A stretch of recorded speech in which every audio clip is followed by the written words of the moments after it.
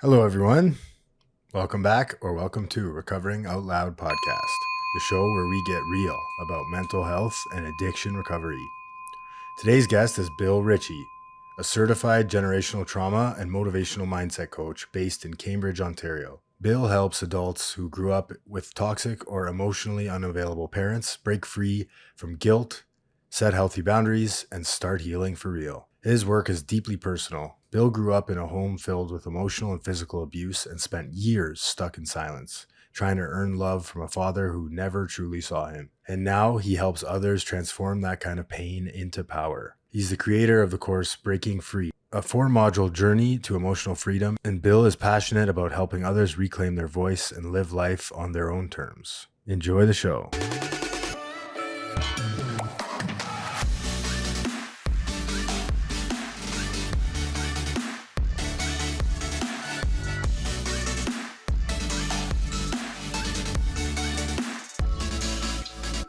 Bill Ritchie, thanks for coming down, man. I appreciate it. Well, thanks for having me, Anthony. I appreciate the opportunity. Yeah, you're coming in from Cambridge, Ontario. Yep. So I appreciate you coming down. You know, you reached out to me and said you were interested in talking about a little bit different than addiction, but I appreciate it because it all relates back to addiction, right? Like these are, you know, something that I learned pretty late into my recovery is that alcohol and drugs are not my problem. They're my solution to my underlying problems, right? And I'm excited to talk to you today about, you know, trauma and generational trauma, because these are all things that I had no idea what they meant before, but I'm learning that they play a really big part in a lot of people's lives in addiction, and mine certainly as well, right? Why don't you explain, you know, your definition or the definition of trauma? Yeah, so trauma and generational trauma specifically is basically pain that's passed down through families, right? So I don't know your full story, but maybe in a person who's having a problem with addiction, maybe their father was an alcoholic, maybe their grandmother was, or another family member, right? So sometimes that's the only thing you see as a child, right? So that's kind of the nuts and bolts of it. Yeah. And so it doesn't even have to just be like alcoholism or addiction too, right? Like, let's say, for example, you know, someone's grandparents was, you know, for extreme example, the Holocaust or a part of the Holocaust. And I'm learning that trauma gets kind of passed down. Is that right? Like in some sort of way?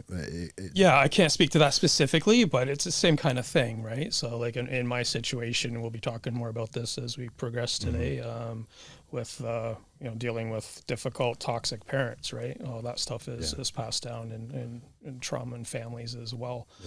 Because people have never broken that cycle. They've never fixed it, right? They've never, or especially they've never healed themselves. Right? So it's the only thing they know, and they pass it down to their kids, grandkids. Yeah. So why don't you talk a little bit about your experience with trauma then? Yeah. So mine's been fun. So I grew up. So basically my mom and my dad got divorced when I was 2. So I never remember my original parents together. And then my dad got, long story, you don't need to go into all of it, but my dad got basically custody of me. I only got to see my mom every third weekend, right? So, and then when I was about 5, 6, close to 6 years old, my dad met a lady, which in turn turned into my stepmother. So my stepmother physically and emotionally abused me for many years, from roughly the age of 6 to 13, 14, when I started to rebel and come out of that a little bit. And then with my dad, I just never felt heard from him. You know, there's like just no emotion. My dad worked a lot. He didn't see any of this abuse shit coming from my stepmother, right? So, and it's hard, like, how do you can't even begin to think about how you would bring that up to him too, right? Like, it's so hard. And the abuser has such a hold on you. Right, and all the threats on you, where I still had a relationship with my mom as well, like, but I couldn't even tell my mom, right? If I had the courage when I was younger to be able to tell my mom, then stuff would have stopped. My mom would have jumped in, right? So, what was the moment for you where you kind of realized that, one, you could heal from this, but also that it was a problem in the first place? I didn't really. It sounds crazy, but I didn't really figure a lot of this stuff out till I was getting into my 30s. Full disclosure, I'm 53 right now. So in my teens and 20s is when I started to lean on alcohol. I started to just party to try to escape that. Even though she couldn't physically abuse me anymore because I was getting bigger, there was still that emotional stuff. And I find like the emotional is tougher. Yeah, absolutely. You know? So I never full on got, I guess, labeled as being like an alcoholic or addicted or anything, but that was my escape, right? In my late teens, 20s. So then fast forward, get into my 30s, that's when I got married the first time. And then grandkids come along. So then you just kind of play the family game still. Like they both, my dad and my stepmother both treated my grandkids like they were fine. I never let them stay over, just because of my past, right? So, to get to your question, I didn't really start it didn't start to come to a head quick. I guess I parked a lot of it. I put a lot of it on the back burner. I never got help. I just kind of dealt with it. That was always the norm for me. So it wasn't until into my probably mid 30s, almost 40s, that I started to get some flashbacks, get some nightmares from shit from the past. Almost right? like PTSD. Yeah, pretty much. And even then, right away, I didn't go seek help. But finally, I just had enough, and I got went to some therapy, got some counseling. But that was interesting, and can maybe go into more of this later. But like, I thought it was all going to be about my stepmother and the abuse, but a lot of it came back to my dad and not being able to talk to my dad, right? So it was kind of interesting. Yeah. I mean, I find that therapy is very helpful. I always advocate for professional help, and that's why, I love having professionals like yourself on here talk about their experience, because you go into therapy thinking that this is the problem, and it becomes this whole other gamut of issues that you had no idea even were there, right? And that's the point of therapy, is you kind of dig through that and deal with it as it comes and how it shows up in your life today. How does it show up in your life today? Yeah, today I have it pretty much under control, and that's why I want to help others with it from all my experience. But hey, man, there's still triggers. There's still triggers that come up. It could be something as simple as this is nothing against overweight people, but my stepmother was overweight, right? So I'll be in a grocery store just buying apples, and I hear this lady in the background has the same voice, same shape, almost same look, and it's like, whoa, right? That just kind of triggers you. So in that moment, I've learned now some exercises and stuff that I teach is just like, I have to ground myself, I have to take a minute, take a breath, or even maybe just get away from that particular aisle in the grocery store where the lady is, right? So the triggers still come up for sure. Yeah. I mean, that's interesting. I never realized that. Yeah. Like any, in my alcoholism and addiction, I've found that, there was a lot of things that could trigger me. I remember them telling me in treatment, and I'm thinking of this because it is kind of related. You could be hanging out with friends that weren't using or drinking, but just something about their mannerisms, you could tell they were either hungover or high, and that would send you into a whirlwind of kind of triggers and memories. And, for me, it's remembering like the 1 hour of good times that I had with drugs and alcohol out of the night, and not necessarily like the rest of the night. And that's why in addiction, they say, playing the tape forward is such a powerful tool, because you be honest with yourself, like, how did that night end? It wasn't like, oh, good night, guys. Like, that was great, in the movies, right? It was like me continuing on the party by myself, right? And that's when I kind of realized that I had a huge problem with it, right? So you work with people today.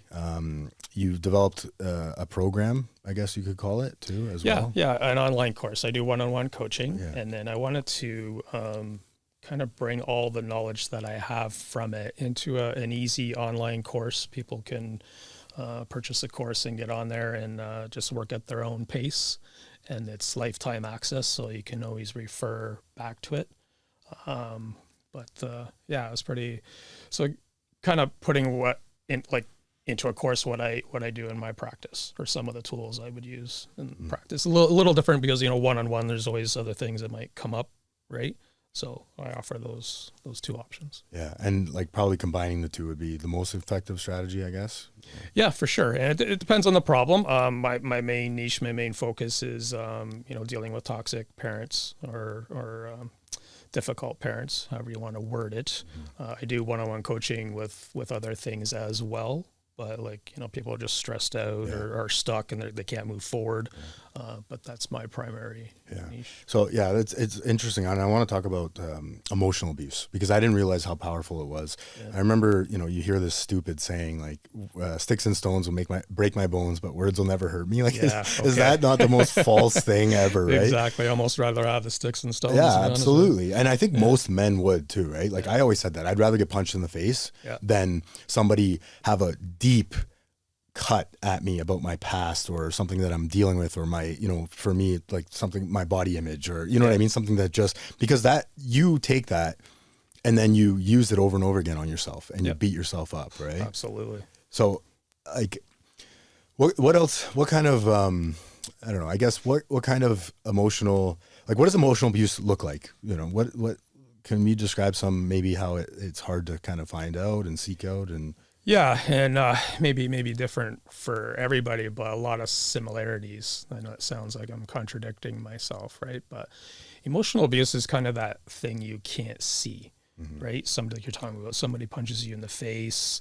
You see a husband beating a wife, you can see the physical thing. Sorry, but the emotional is so hard. Like it affects your self-esteem, your confidence. I struggled with my self-confidence for years, man. It took me forever to get confident, right? The only time I was confident was when I was playing hockey for some reason. I was in that rink and I was like, nobody could touch me, right? But yeah, emotionally, it's just when you get beaten down emotionally, and it's just like a continuous thing and that's all you know, it affects so many other aspects in your life, right? It affects your relationships, how you handle stress.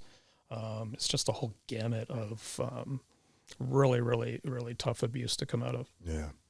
And you mentioned one of the, practical things that you could do to kind of get it. Because I believe that's a healthy kind of escape coping mechanism is activity, right? Yep. And I used hockey a lot to escape too when I was growing up. Yep.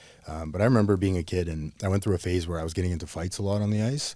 And, now looking back, I realized that was some kind of angst that I was, holding and it was coming out on the ice. So there's kind of a positive and a negative to it where if you could also use it negatively, right? That's ironic because I fought a bit too. Yeah, I'm not a big guy, but yeah. I mean, back in our day, you could fight without getting kicked out. Usually. Yeah. There's a reason too, right? Yeah. So it's interesting that, and not everybody does that. So what are some other habits, daily practical tools that people can use to either heal from trauma or begin to heal from trauma? Yeah, well, it's seeking help through a coach like myself, or if there's some really deep-rooted stuff, a counselor, a therapist. On the day-to-day, what we teach you to do a little bit too is journaling, some breathing exercises to help, regulate your nervous system, because that's huge, right? Like, why am I so wound up? Why can't I calm down? You know what I mean? So it's kind of some daily things like that. I would suggest just off the top. What kind of journaling do you either practice or kind of teach to your clients? Because I know, a lot of people and myself included, when I got into journaling, I was like, I don't know what to do. I don't know what to write. Yeah. What do you think? That's exactly the same. Yeah. Exactly the same. One thing I'm personally using a lot right now is just basically a basic brain dump. Right. And I use that before bed. Journaling, for those that are comfortable with it, you can do it on the daily. You could be on your lunch break and something happened that morning at work. And even if, like my wife does it on her phone, right? So, oh, well, I didn't like how my boss talked to me earlier today or whatever, right?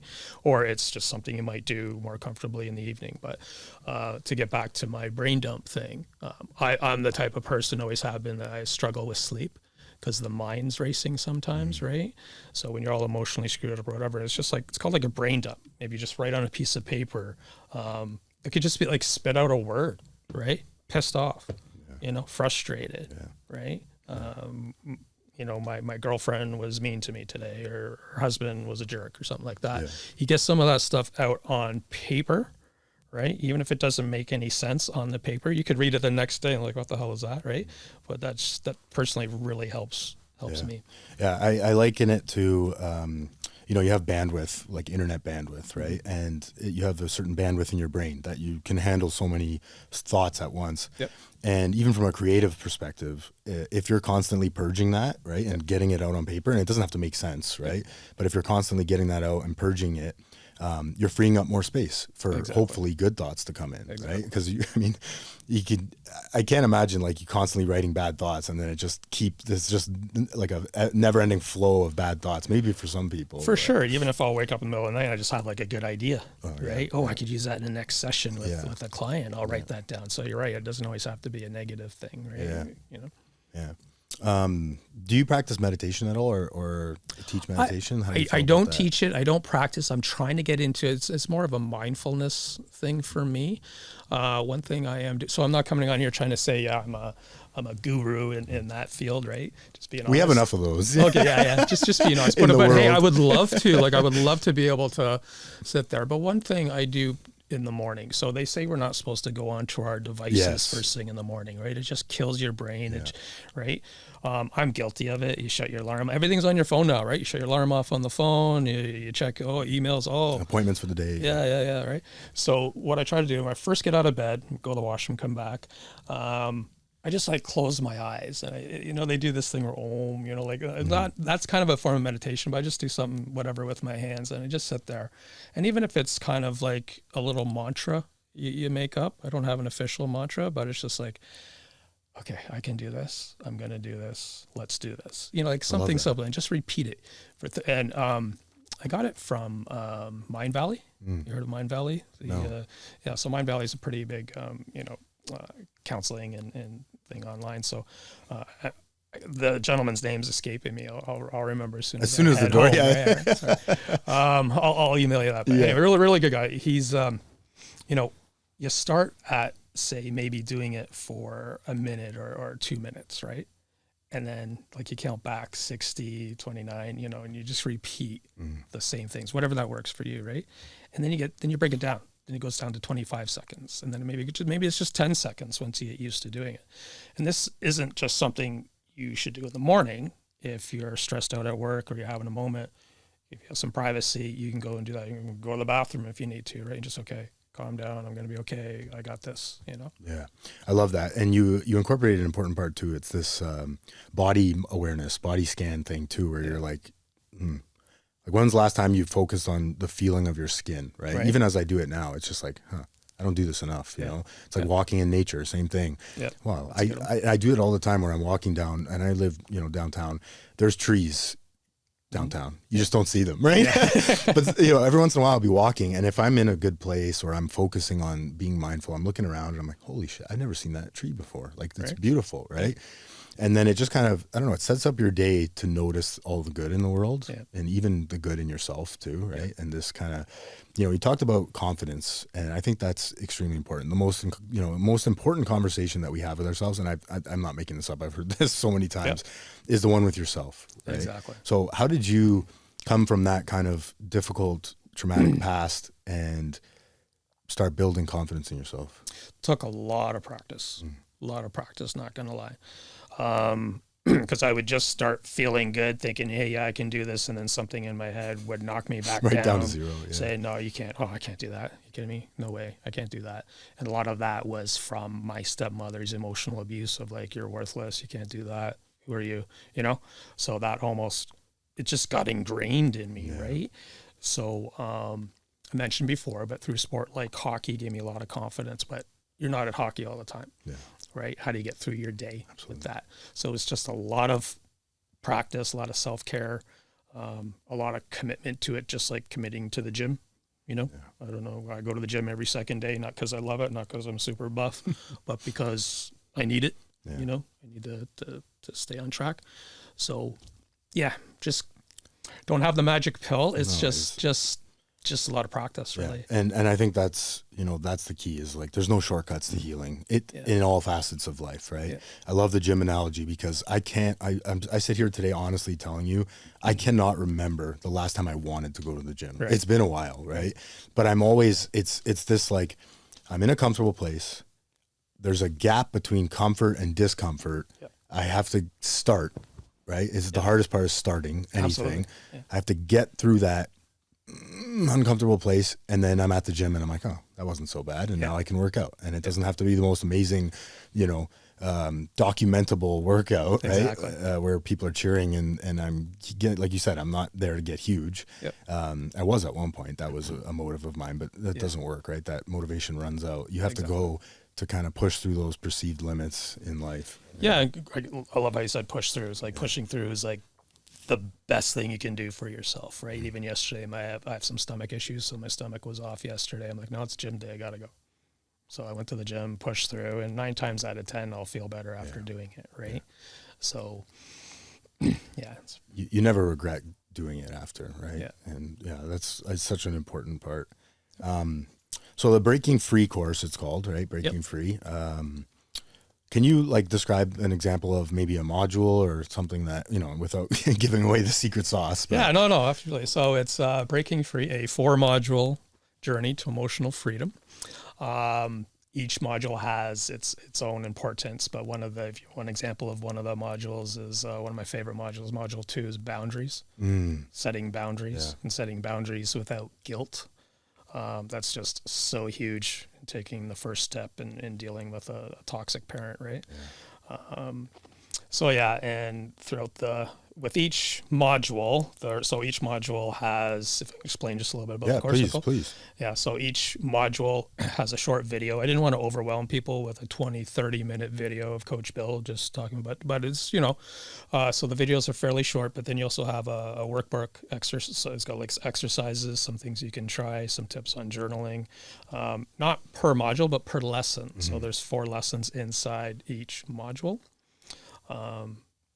So it's everything from understanding toxic parents to setting boundaries to healing, emotional healing like we were talking about. And then the last module touches on those triggers, because those triggers are pretty huge. And they're lifelong, they don't leave you, right? They don't just magically disappear. It's how we deal with them. We can't control them, but it's how my reaction to them that matters. Yeah. You mentioned you mentioned 2 good things that I want to get into, but let's start with emotional freedom. What does that mean to you today? Emotional freedom means everything, and sometimes can't believe I'm here now, right? Because you're just, I felt so trapped in all the emotional abuse I took from my stepmother specifically, and then not being able to talk to my dad emotionally, right? I just couldn't go to my dad and say, hey, this is what's going on, I had a rough day or whatever, right? Mm. So to have that freedom through many years of healing is just, it's like that weight is just lifted off your shoulders, right? Because I know a lot of us, maybe a lot of your listeners, myself included, like you just feel so stuck. Like, am I ever going to get out of this? Yeah, that's the big one. Yeah. So when you finally reach it, it's like, and then you just want to stay there. Yeah. But that's not possible, right? No. But it's the point is to recognize it and then to get back to that kind of place of, to me, it almost sounds like what other people do, other people's actions don't dictate my life, right? Exactly. And don't dictate who I am. Yeah. For a long time, it sounds like that was your identity, right? Was how she kind of portrayed you. Yeah. And then, it's a beautiful thing to kind of break free of this emotional bondage, if you will, and become this sort of new man or woman who was always there, right? You're not like, it's not like a character or anything. It's just kind of doing that inner work. And that's why today, like I find, I try to surround myself with successful people, and that's a very dangerous word, successful, right? Because it, to me, success, and to a lot of people, success might be that boat or that car or that, the white picket fence or family or whatever. Family is an important one for me, for sure. But success to me is like, am I working on myself, right? Am I trying to be a better person, period, end of story? Am I working? And so I try to surround myself with people who are working on themselves, I don't care what they have or, but who are they at their core? Do they recognize their flaws and opportunities, and are they trying to improve that? Because that makes me want to be a better person, right? Surrounding myself with people, Took me a while to get there, I would say. It does. Because that boat seems nice until you get it, right? Yeah, and then it's like, oh, now I want 2 boats. Yeah, exactly. Or I need a cottage with this boat, right? Yeah, also with just if I can finish off on that, if you don't mind, just also knowing that you're not responsible for their shit. Another way to put it. Sorry. Absolutely. No, you can swear. It's okay. I try not to, but yeah. So like, because in so many situations with parents specifically, like the guilt they lay on you, you're responsible for them having a bad day, right? So to be emotionally free of that now is pretty sweet. Yeah. And like all facets of your life, if somebody's pissed off at you, it's like, this is your problem. Exactly. And you need to, or not, you need to deal with this or not. But I'm not going to be responsible for, I love be that person's punching bag. Yeah, exactly. Or a doormat, you know. Exactly. I can be a good person today, but I don't have to be a doormat. That's what I was told when I came in. You don't have to let people run all over. I think there's a big difference between like letting go and acceptance and being a punching bag, like you said. And sometimes it's hard to navigate that. But. Yeah, for sure. And then the other thing was boundaries. I love that. Oh man, I used to hate that word so much, right? What are boundaries? Yeah, why don't you just... Yeah, so boundaries, and some people may think, and I used to think years ago that boundaries was for the other person. That is so incorrect. Boundaries are for you, and it's a way of you healing and for your own personal peace. I like to use the analogy of you're on a beach and drawing that line in the sand, right? Okay, well, I'm only going to allow you to cross this line if you're respecting my boundaries, right? And it's not always the easy. I focus a lot in the course on it because it was not easy for me personally to set the boundaries with my father, right? You just find yourself, okay, I'm going to have this boundary. I'm going to say, okay, I'm not gonna do that. And then as soon as they start, you're like, yes, okay, yes, I'll do that. Yes, right. So true. Yeah. It's one thing to have the boundary, and then to implement it is a whole other. The execution is the hardest. Yeah, and a lot of times with a parent, we're always told, whatever your story is, that respect your parents, right? At least from my generation, right? I'm a bit older than you, but so then when you set that boundary, you feel guilty. You feel guilty for setting that boundary, or you set the boundary and they don't respect the boundary, right? Yeah. So then you're like, now what? What? Yeah. So, what was a boundary that kind of changed your life, or so something that really helped you? A boundary. I think it was specifically, like I said, with my dad, and it was just, I would need to be heard, right? Because this could be a long story here, but so I have a stepbrother from my stepmother's son, and it's almost like my stepbrother and my dad have a closer relationship than I do. So for example, I go over to his house and it's all talking about him. Yeah. Well, I'm here, I'm your son. That's great that you have a good relationship with him, right? I'm not jealous of that, but where's the relationship here, right? So I had to set a boundary, was like, I don't want to hear about Jay right now. I'm here. If you like to talk about what's going on in my life, your life, that's great. If not, I just can't do that. Yeah. Right? That hits so close to home. I know a few people in my life that have that problem, really? Where you're together, you're spending time with family, said family member, and the only topic of conversation, it always comes back to other family member. Exactly. It's exhausting. Right? It is. So that's tough to have that conversation, with that must have been a hard thing to do. Yeah. And I don't know if he's fully gotten it in that moment. He was a, little taken back. And then, so I don't want to refer to him as a bully, but it's almost like when you stand up to a bully, right? They usually back down. Yeah. Not always. There's some, and I have some people I talk to, some clients I talk to that just, they've tried to set boundaries and it just has not worked for them. So then it's space. It's like time out. I need some space away from you until you can start respecting those boundaries. Yeah. Right. And it doesn't have to be 50 boundaries. It can just be what's important to you. Yeah. Start with one. Right. Yeah.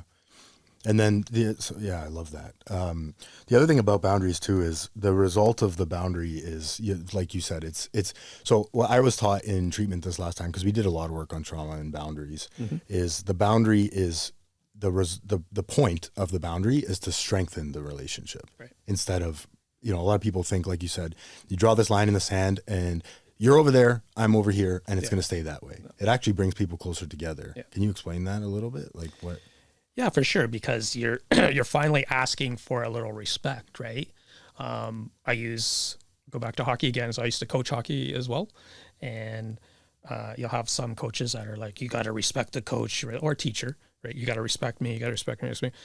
But I never believed in that. I always believed like I would have a beginning of the year meeting with the kids and the parents, right? And I would always say, okay, as a good player, you need to respect the coaches and what we're trying to teach you and whatever. On the flip side of that, as a coach, I need to earn your respect, because the respect is earned, not given. Sorry if I veered off a little bit. No, to your question, it's right? good. But yeah, so it's you're saying it can bring you closer together for sure, because that person may not even fully realize. Like my father was like, he never talked to his parents. Yeah. And that's all part of how the generational trauma can come down, right? So he didn't have a clue on how to talk about anything. And even to this day, it's very basic. I'm not saying we have like a perfect relationship or anything like that, but finally I'm living on more my terms now, right? Talk about my brother. Hey, whatever, that's great, right? But I'm here right now in the moment. So I think that brought us a little closer to the point of at least he understands that a touch better now. It's not perfect, but yeah, it's almost like, hey, there's this, you're not the problem, Dad, but there's an issue on the table here. Yeah. How can we work together as a team to sort of address that issue, right? It's not, don't make it personal. It's not about me versus you. Yeah. Right. It's Let's attack this problem together. And then, absolutely. It brings us closer in the long run, because hey, I didn't even realize I was doing that, man. Like, I'm sorry, or maybe it's not sorry. I know it's my dad. Can be hard for that generation. There's no apologies usually. But sometimes. If they at least get the understanding of where you're coming from, I think that's all we want, right? Yeah. To have that. That it's not, me versus you. I think that's the important part. It's let's get closer together and, solve this. Yeah, because there's a way to set those boundaries where like you don't want the person to feel attacked either. Yeah. Even though they may have not respected you your whole life, because you come out like anybody, right? They'll come at you aggressively. What are you going to do? Yeah.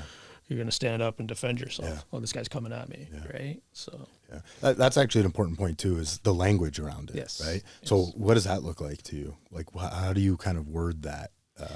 Because words are important. I think it's using I statements. Yes, yeah. If you heard of I statement. So I statement is something it's not like you did that to me and I don't like it. It'd more be like, I didn't appreciate how you reacted in that moment towards me. Or if somebody's like cutting you off all the time, you could say, I would just like to finish my sentence before you respond. Yeah. Or I feel disrespected. I was taught that I feel too, right? The I statements are important. Yeah, the I feels are good. Because you can't argue with feelings, right? Yeah. You can argue thoughts and ideas and points, but Dad, I feel hurt when you cut me off. And I think that's uncomfortable to hear for some people. Why are we getting all mushy gushy now, right? Yeah. But they're affecting your feelings in a certain way. And that's, if they love you, and they care about you, they should want to address that, right? And do whatever it takes. Yeah, exactly. Yeah. Do you have any like specific cases, and you don't have to break anonymity or anything, but any clients or cases that, really shaped your kind of career or motivate you to keep doing what you're doing? Yeah. There's one specific, but there's the one lady, actually we went to school together, when I was getting certified to become a coach. And when I first started out, I wasn't in this particular niche of coaching, right? I was just, hey, I'm a life coach now. And I started trying to help people. But the more everything came back to me and I started talking to this lady, she was going through almost exactly the same crap that I was going through, that I grew up with. Once again, like she felt like the black sheep in her family, kind of like I do, right? So that was kind of a, hey, and then I talked to a few other people that are having similar upbringings, right? So that was kind of how I got into it all, right? And so I did some free coaching with her, you know, because we knew each other and we were friends and everything like that. So it was really, and she thought it was great. She thought it was helpful how a lot of it, how she brought out a lot of it. And 75% of coaching is basically listening to people, right? Yeah. I don't know how much I mentioned about my mom, but I didn't see my mom much growing up, but I'm super tight, super close with my mom now, right? I can talk to my mom about anything. She can talk to me about anything, right? But not everybody has that. You know, maybe their parent, their mom or their father that they had a good relationship is passed on now. Now they're just dealing with the toxic parent, right? So, so this lady really, that was a good sign for me to, hey, I can help people do this just from my experience, and then realizing I'm not the only one. Yeah. Because it's so easy to feel like you're the only one that has to deal with this shit. Yeah. Right. But the more people you talk to, coaching or not coaching, it's like, yeah, I got family shit too. Oh yeah, you know, maybe it's not just a parent, maybe it's a brother or a sibling or something, right? Yeah. Yeah. One of the biggest things when you come into addiction and recovery and alcoholism is, you know, you are no longer alone is a big slogan that I hear a lot. And it's so true, right? Like I was taught, I'm not terminally unique, you know? My problems are very universal problems. And, you know, just because the guy sitting next to me has, you know, been through 4 DUIs or, you know, 6 lost marriages or whatever on paper, it's like we have the same feelings about how we react to life, and we have the same solution, quote unquote, which drugs and alcohol. So there's like a common, you know, there's a common element there where we can heal together now. We both have a solution to the problem, and, you know, we can conspire that way. And there's a lot of camaraderie in that too, right? Mm-hmm. So yeah, that's amazing. I think it's important to, and the other thing too is like you don't know that you're no longer alone if you don't talk about it, right? Exactly. Because you stay unique if you keep it in and you keep, and that's one of the reasons why I started to do this, is because I wanted people to hear things that I had to say, but other people had to say, where they're like, oh yeah, me too. Yeah. I'm like that. Yeah. When you hear that me too, it's like, wow, that makes you feel inclusive and makes you feel good, right? There's a lot of power in that. Absolutely. Yeah. Is there anything that we didn't talk about maybe that you would like to get into, or anything that I may have missed? I think you've covered everything pretty well. Once again, I'll probably think of something after I'm out of here, but how can people find you, Bill? Like how do we find you? Yeah. So I got the course happening, but the easiest way probably is just on my website. So that's coachbillforyou.com. Also on socials, Instagram, Facebook, a little bit on TikTok, but mainly Facebook and LinkedIn as well. So under, you know, Coach Bill. So not to be confused with Coach Bill Belichick from the NHL, because sometimes I was starting all this, I just Google search. Oh, okay, he's first. I guess he's a little more popular. Yeah. I mean, and for maybe reasons he doesn't like to, right? Yeah. Either. There's a lot of controversy around that too. Exactly. Amazing.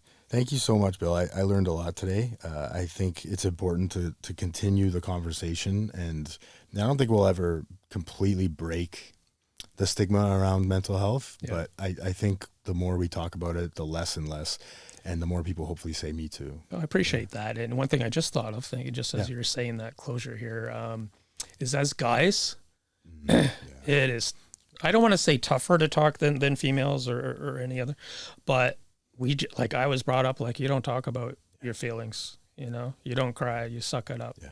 Right. So that's a big one too. And I'm really looking at that as another aspect of my coaching as well. Yeah. So, but I appreciate the opportunity. I think what you're doing here is fantastic too. Thank you. And you're prime example of overcoming some pretty heavy obstacles. So there is a solution, you know, there is a way out, there's another way. And it turns out it's not my way, you know, but there is a way. Yeah. Thanks so much, Bill. Thank you so much. Appreciate it, man. Thanks for listening. Please help us grow the channel and like, share, and subscribe for more content. The discussions and stories shared on this podcast are for informational and motivational purposes only. This content is not a substitute for professional medical advice, addiction treatment, or therapy. If you or someone you know is struggling with addiction, please consult a licensed physician, addiction specialist, or mental health professional. You are no longer alone.